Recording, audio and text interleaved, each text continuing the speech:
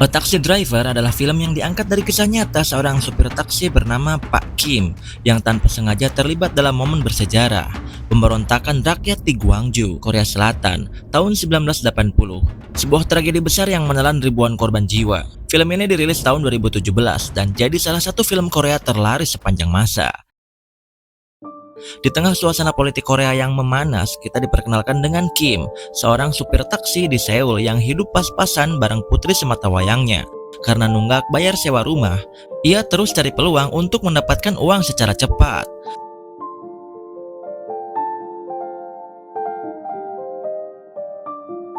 Sementara itu ada Peter, jurnalis asal Jerman yang ingin meliput langsung kerusuhan di Korea. Karena wartawan asing dilarang masuk ke zona konflik, dia menyamar jadi misionaris dan terbang ke Seoul.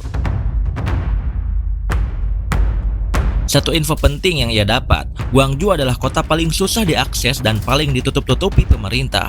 Ia berniat ke sana dan siap bayar mahal untuk sopir yang bisa antarkan dia pergi dan pulang.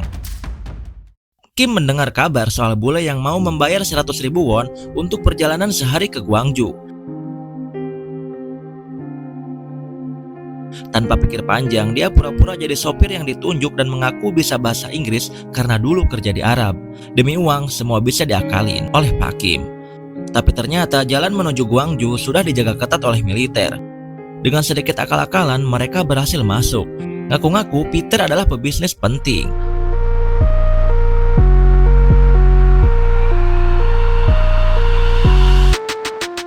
Saat sampai di Gwangju, suasana kota mencekam, jalanan sepi, penuh coretan protes, dan mereka ketemu sekelompok mahasiswa yang butuh bantuan.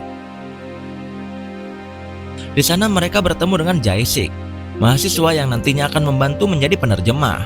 Lewat Jae-sik, Peter dan Kim mulai paham apa yang sebenarnya terjadi. Militer menyerang warga sipil tanpa ampun. Bahkan sopir-sopir taksi lokal membantu korban luka walau nyawa mereka juga terancam. Saat Peter merekam demo, militer mulai brutal, lempar gas air mata, gebuki demonstran, dan serbu massa.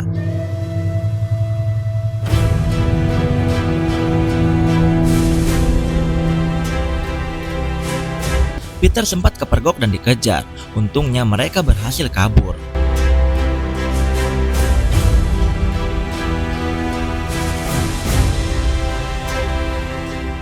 Karena mobil mogok, mereka bermalam di rumah Wang, yaitu sopir taksi lokal.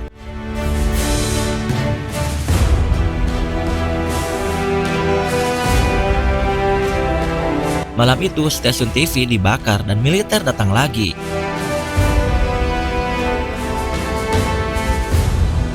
Saat mencoba meliput, Jae-sik tertangkap dan Peter diancam. Serahkan kamera atau temannya akan disiksa.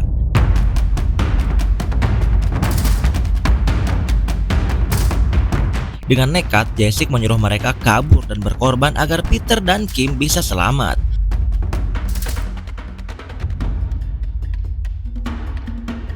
Kim juga sempat tertangkap, tapi akhirnya diselamatkan oleh Peter.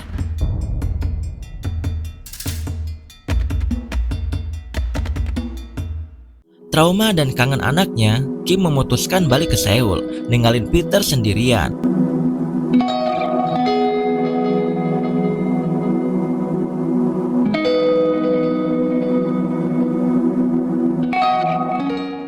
Tapi di jalan, dia melihat berita yang memutarbalikkan fakta.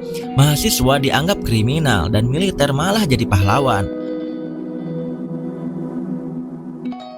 Merasa bersalah dan gak terima dengan ketidakadilan itu, Kim putar balik ke Gwangju untuk bantu Peter lagi. Sesampainya di sana, dia tahu Jae-sik tewas dipukuli tentara dan jasadnya dibuang di sawah. Dan Peter pun sangat terpukul. Dengan hati panas, mereka lanjut merekam kekejaman militer yang makin gila. Bukan hanya gas air mata, sekarang para militer memakai peluru sungguhan. Banyak yang tewas di tempat. Peter sibuk mengambil gambar, sementara Kim dan Hwang bantu selamatkan korban.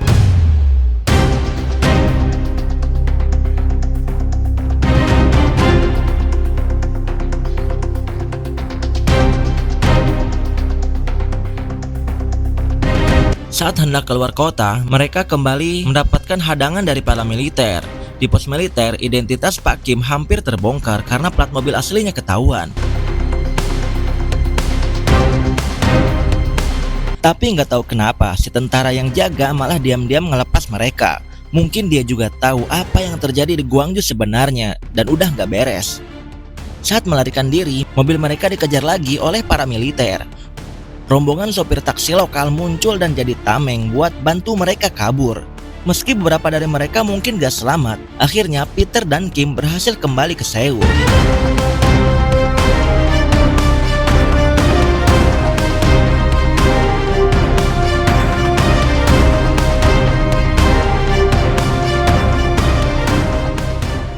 Setelah sampai di bandara, Peter minta kontak Kim, tapi Kim malah kasih nama dan nomor palsu.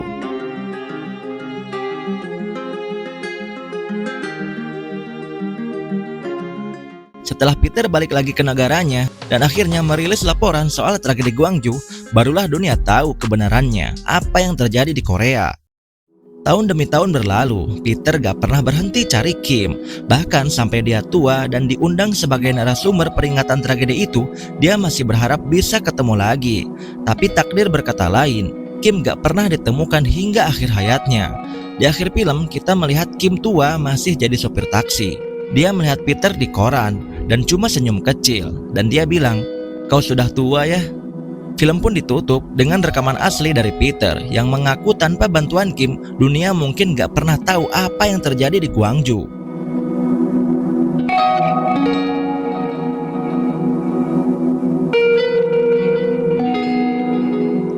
A Taxi Driver bukan cuma soal sejarah, tapi juga tentang keberanian seorang biasa yang rela pasang badan demi kebenaran. Film ini bukti kalau gak semua pahlawan pakai seragam. Kadang cukup jadi manusia yang peduli dan punya hati. Sampai jumpa lagi di video selanjutnya.